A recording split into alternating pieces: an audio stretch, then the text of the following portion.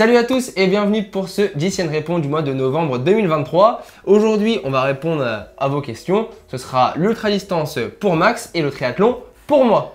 Tu veux pas échanger? Non, Allez. non vraiment. Passer autant d'heures sur un vélo, ça m'intéresse pas. Ok, moi sais pas nager. en même temps, je sais pas nager. Je sais pas nager non plus, mais... Allez, c'est parti. Let's go. Alors, première question pour Max qui nous vient de Marc Beignon.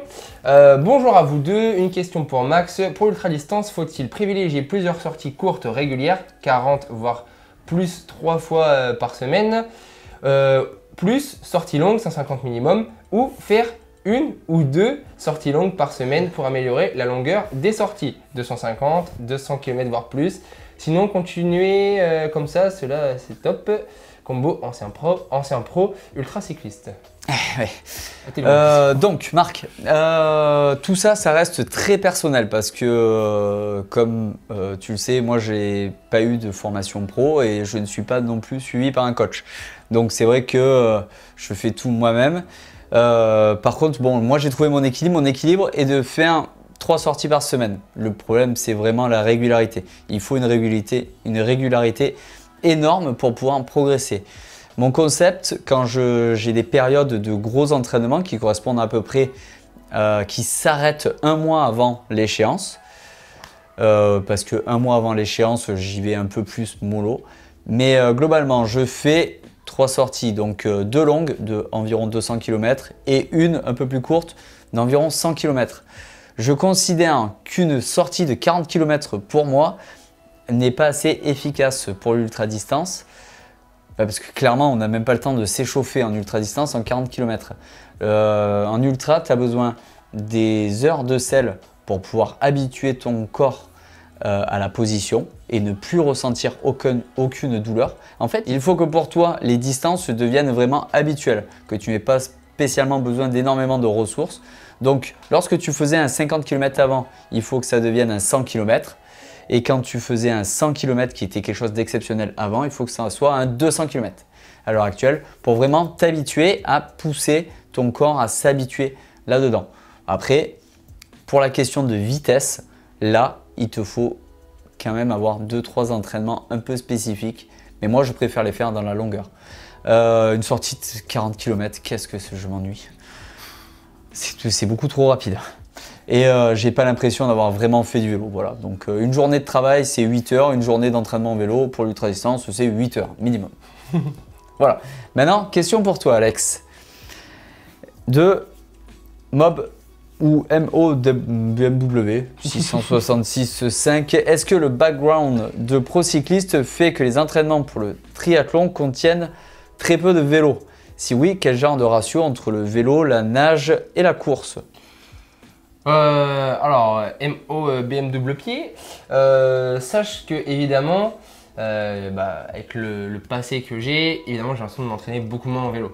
Parce qu'avant je faisais que ça tous les jours, sauf qu'aujourd'hui il faut nager et il faut courir en plus. Donc dans une journée, surtout on bosse, on fait quand même des vidéos, on fait des scripts, on fait plein de choses à côté. Évidemment j'ai plus le temps d'aller faire 4 heures de vélo, plus 1 heure de course à pied, plus 1 heure et demie de natation. En sachant qu'évidemment ça c'est l'heure pure d'entraînement, mais il faut se rendre à la piscine, il faut se rendre à la piste ou dans des sentiers de trail si on veut s'entraîner en trail, etc. Mais c'est vrai que du coup par rapport à ça, c'est vrai que j'ai l'impression de m'entraîner quand même beaucoup moins. En vélo hein, concrètement, mais sinon au final le ratio j'essaye de faire au mieux. C'est clair que j'ai plus le même nombre d'heures d'entraînement comparé à avant. Avant en vélo je pouvais taper les 25-30 heures, le maxi que j'ai fait c'était 38 heures par semaine. En général une semaine chez un professionnel c'est entre 20 et 25. Là aujourd'hui des fois je dépasse même pas les 10 heures. Mais voilà, je sais que j'ai pas besoin de faire beaucoup de foncier. Je sais que j'ai le passé de cycliste qui est là pour ça. Du coup, j'essaie de faire quand même pas mal d'intensité, des choses très violentes, très courtes. En course à pied, j'essaie de faire beaucoup de vitesse, des séances de 200, plein fer avec très peu de récup. En natte, c'est pareil. Et en vélo, j'essaie de faire que les intensités soit très très haute pour les grands prix de duathlon ou soit elle est très très haute aussi pour les grands prix de triathlon. Mais pour du long, voilà, souvent je sors, je fais des sorties avec des temps où j'essaye de rester dans l'allure et la puissance à laquelle je vais tenir pendant un Alpha Ironman, vu que pour l'instant c'est ma plus grosse distance. Ouais, donc voilà, au niveau du ratio, j'essaie de faire la bonne balance. Oui, et puis tu as quand même des années d'entraînement qui t'aident. Ouais, aussi. Ensuite, question pour toi. Oui. Le Paris-Brest-Paris, c'est la question de Hibou. Le Paris-Brest-Paris peut-il être un objectif pour toi? On parle pas du gâteau, hein. On parle du Paris-Brest. Non, mais on peut aller manger un Paris-Brest en partant d'ici. Hein. Non, Paris-Brest-Paris, déjà il faut avoir fait un brevet, il me semble, pour pouvoir y accéder. Et est-ce que j'ai spécialement envie de faire cette démarche? Pas forcément. À l'heure actuelle, c'est pas un objectif pour moi. Le parcours en soi est pas mal, ça me dérange pas parce que je pense que ça peut être très intéressant de faire un chrono avec un vélo de chrono sur cette course parce que c'est 1200 km pour 12 000 de dénivelé, donc c'est relativement plat. Ça peut aller très très vite, mais ce n'a pas assez l'image d'une course et c'est pas exactement ce que je recherche à l'heure actuelle. Mais en soi, pourquoi pas un jour, pourquoi pas y aller avec GCN, ça pourrait être très très sympa. Mais c'est vrai que ouais voilà. Moi je cherche des trucs un peu plus hardcore à la rigueur en ce moment, un peu comme la Transpyrénée qui est actuellement en cours, où là c'est vraiment peu de cyclistes, tous là pour la course, quoi. Beaucoup sont là pour la course. Et ils font évoluer le sport à 200%, mais c'est vraiment une ambiance de course. Le Paris-Brest-Paris, c'est une épreuve qui a l'air fantastique, mais de toute façon qu'ils appellent randonnée. Donc voilà, c'est pas dans mes objectifs pour l'an prochain ni celle d'après pour l'instant. On verra. On continue avec Vincent qui te pose la question, Alex.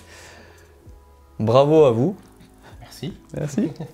C'est pas tous les jours qu'on nous le dit, donc c'est pour ça que c'est appréciable. Alexis, est-ce que le fait de nager et courir, donc faire des entraînements croisés, t'apporte de nouvelles qualités pour le cyclisme? C'est intéressant ça. Ouais, alors c'est vrai que ça m'apporte quand même d'autres qualités que j'avais un peu perdues quand je faisais que du vélo.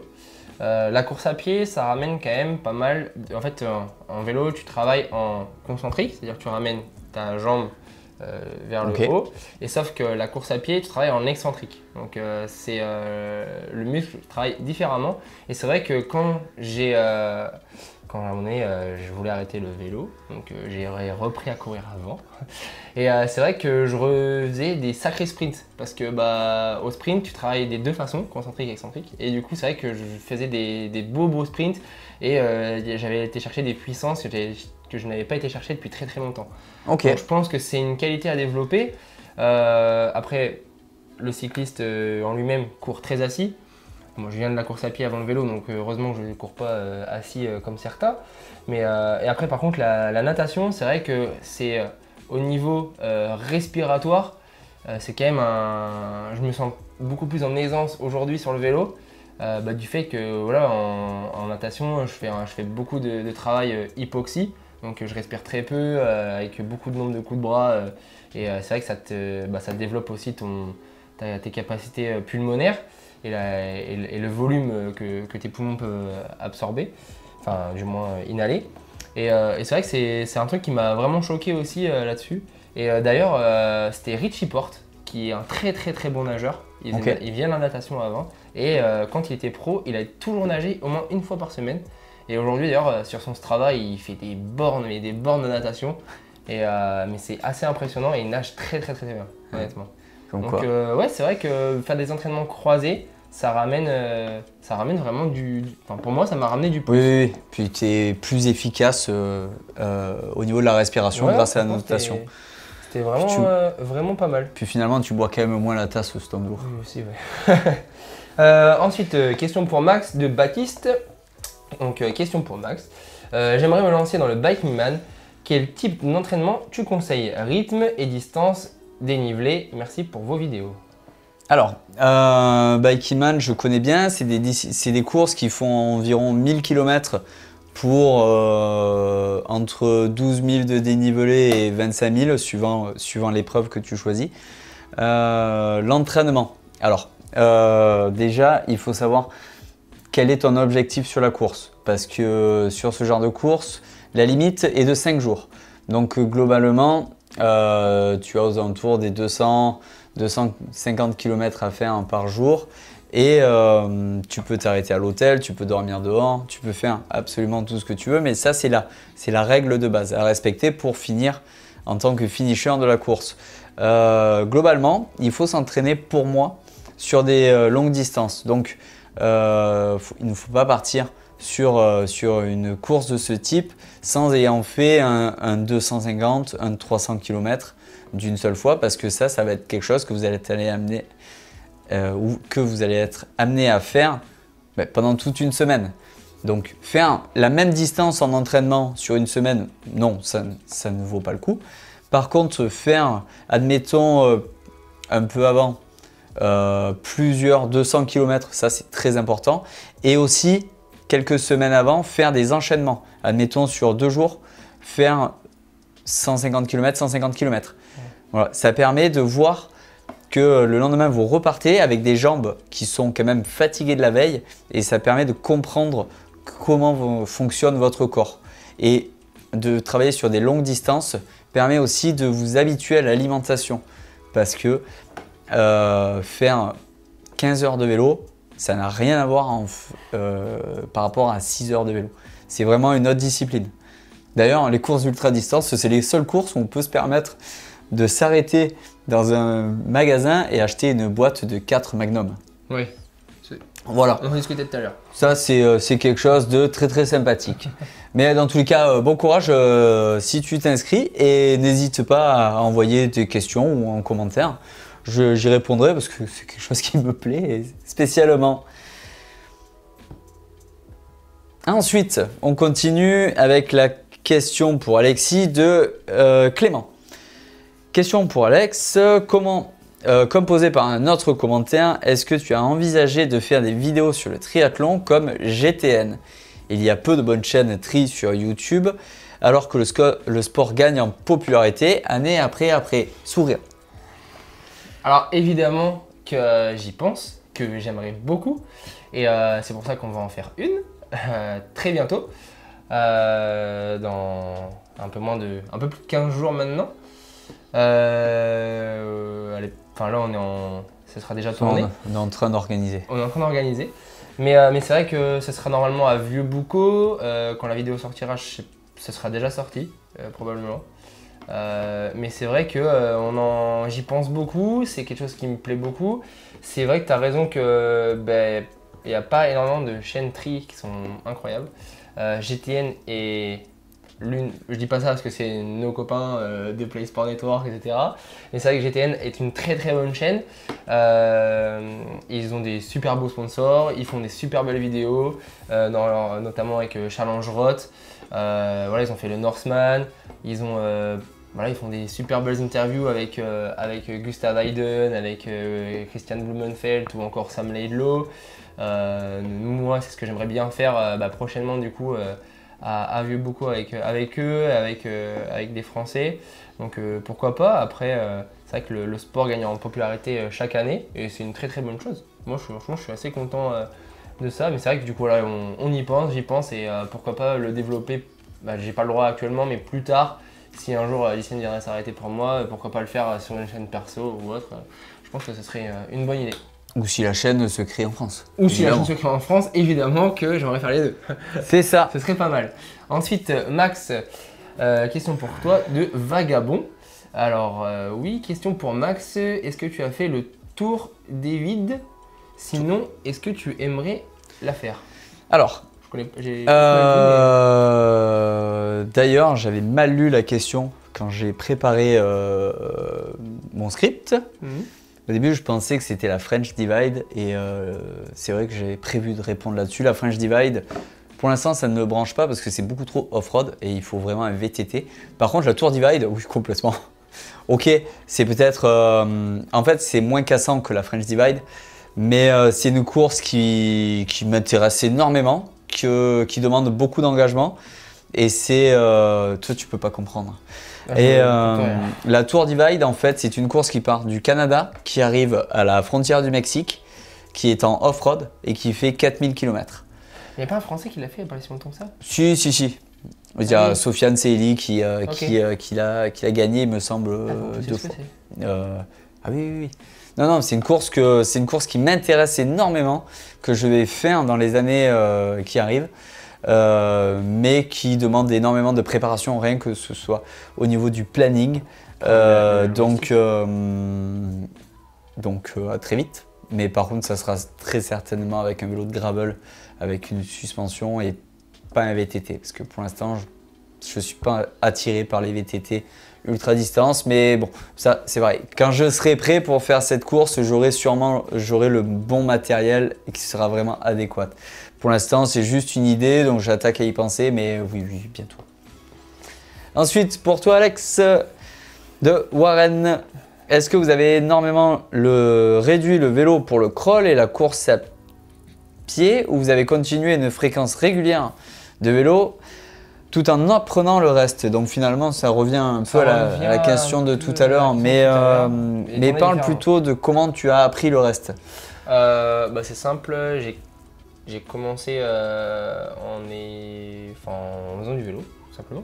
Je faisais encore du vélo et je me suis dit, bon tiens, j'aimerais bien nager un peu plus, faire un peu plus de course à pied, du moins reprendre de la course à pied. Oui, parce que tu faisais de la course à pied. Oui, avant le vélo.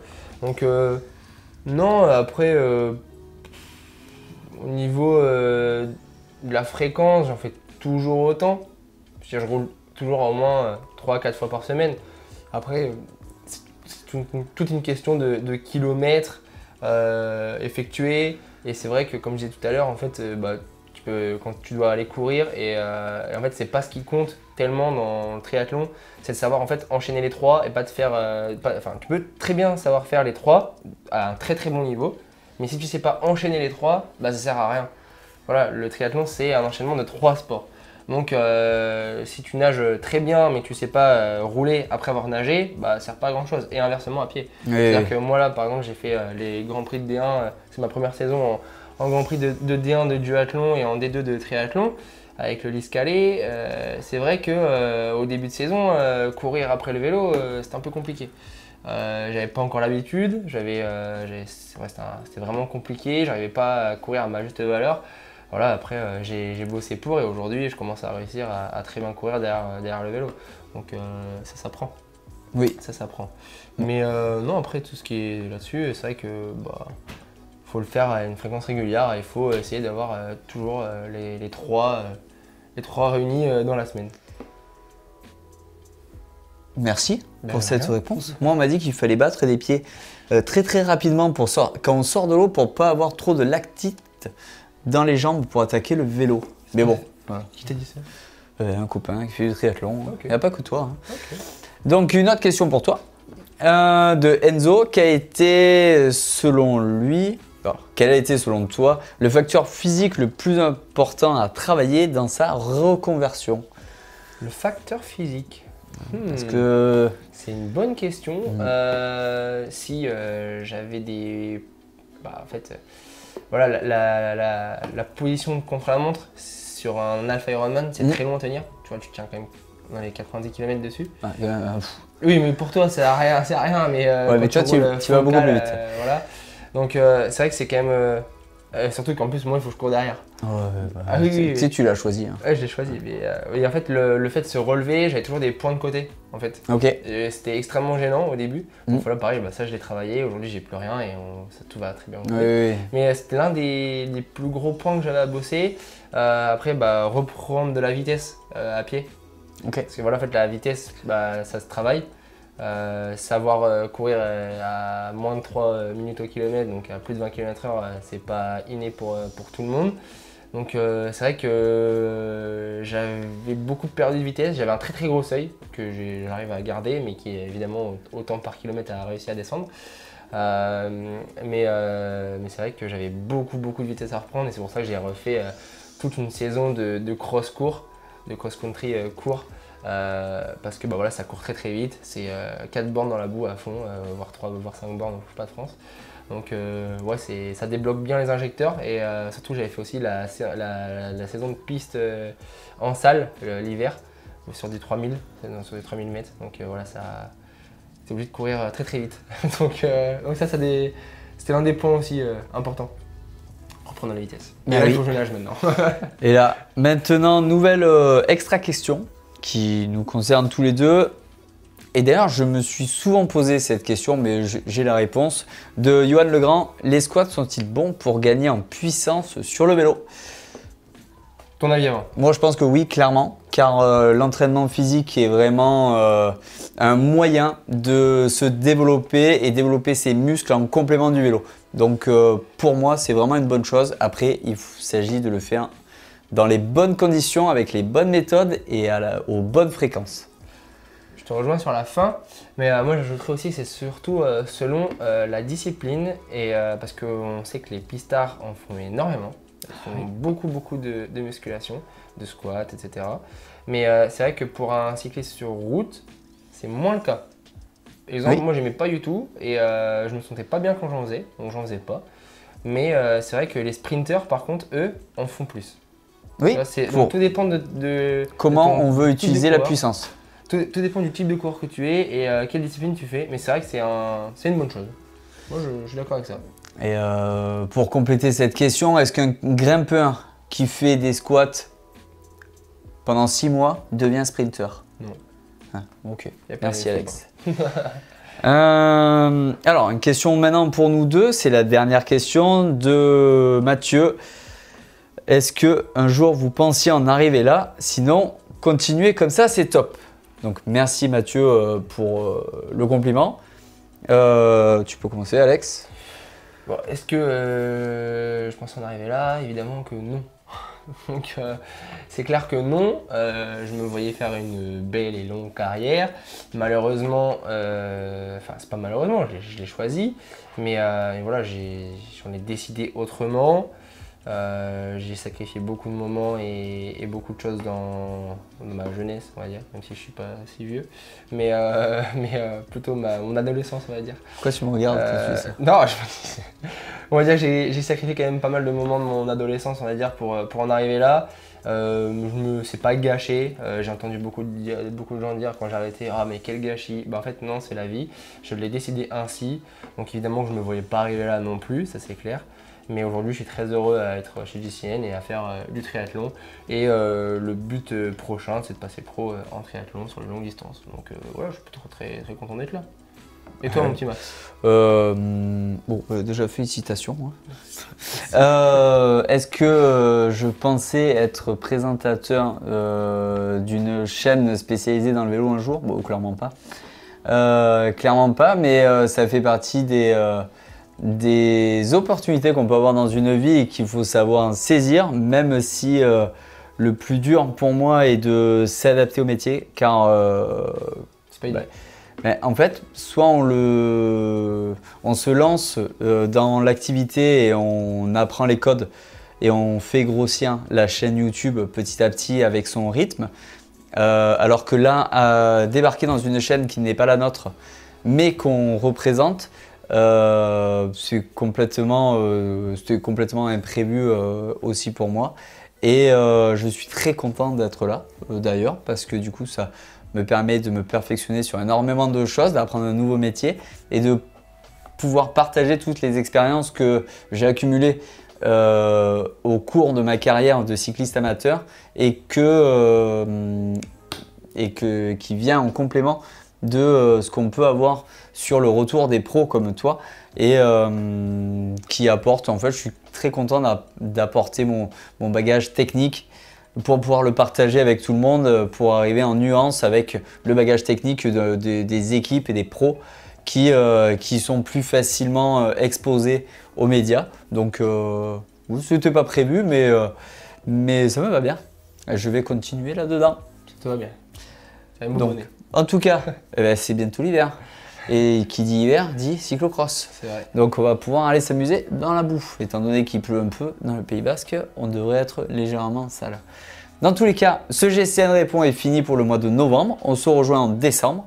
Si vous voulez poser vos questions, c'est sur YouTube dans l'onglet Communauté de la page GCN France où notre Community Manager, Marie, écrit les questions et vous donne la parole et c'est à cet endroit-là où on vient prendre les questions. Mais dans tous les cas, vous pouvez nous en mettre aussi en commentaire. On y répondra directement.